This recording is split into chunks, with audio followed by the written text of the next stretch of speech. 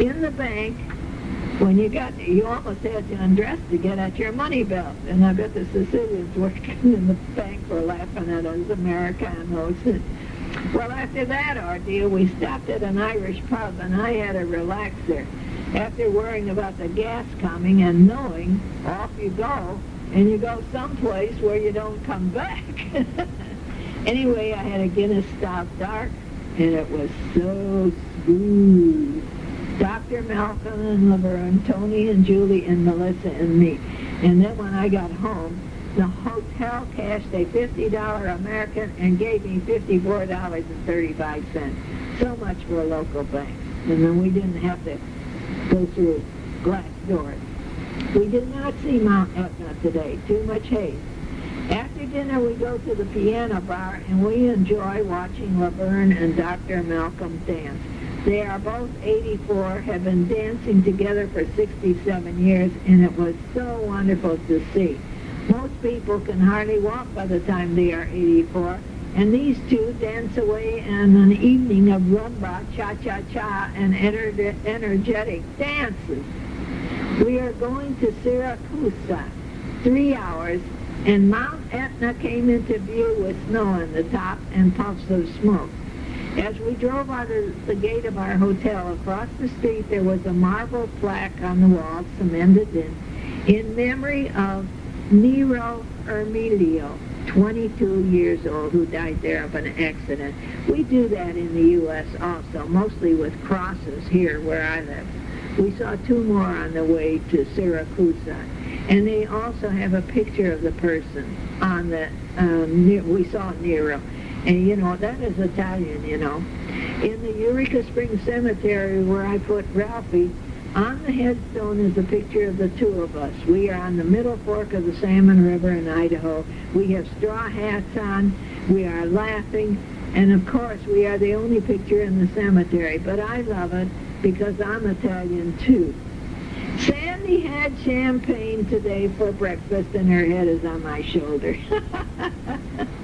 Our guide has reddish hair named Antonana, and Syracuse is the capital city of Greek Sicily. Did that come out correctly? I don't understand that myself. I wrote it down, so I must have heard it. We had a tiny-sized guide, oh, so beautiful, and her name was Liliana. We did a full morning of wondrous sights, the beautiful Fountain of Diana. I never heard who made it, but it was very large.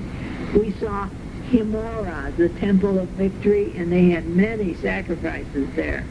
I wonder how those that were sacrificed were chosen. Were they the best of the group, or someone that no one cared if they lived or died?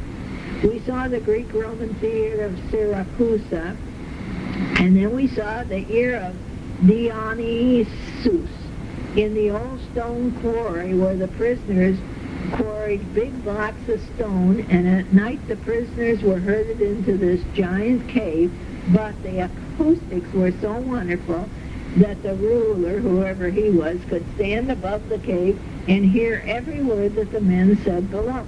And at times they talked of revolting, and the ruler would know exactly what was going to happen to them before it did. The ear was named the ear by the artist Caravaggio. Remember him, the one who painted the giant picture of John the Baptist being beheaded? We saw the church of St. Lucia. So after all that scene, we went for lunch. Pasta, veal, salad, chocolate, and white canola, and no coffee. Wine, of course. I tell you, I asked and I found out they do not make coffee. Only at breakfast. Now we know. Now we know. Too late now. I should have brought along little packets, asked for hot water, and I could have had coffee with my dessert every night. The Duomo is a church, a mosque, a Christian place.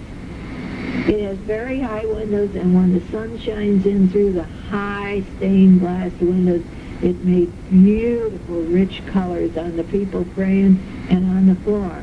And St. Paul was in one of the high windows, and Betty Diamond and I prayed for peace, and the light shined on us. Listening to the TV, it seems like they're trying for peace. We tried to see the Queen Mom's funeral, but so far hardly any on TV, just the same old shot. All the telephones of the cell type play long tunes. When the people answered the telephone, they say, "Pronto!" I guess that means, "Hello, your time to speak," or whatever. I don't know. I always thought pronto means hurry up. Maybe it does.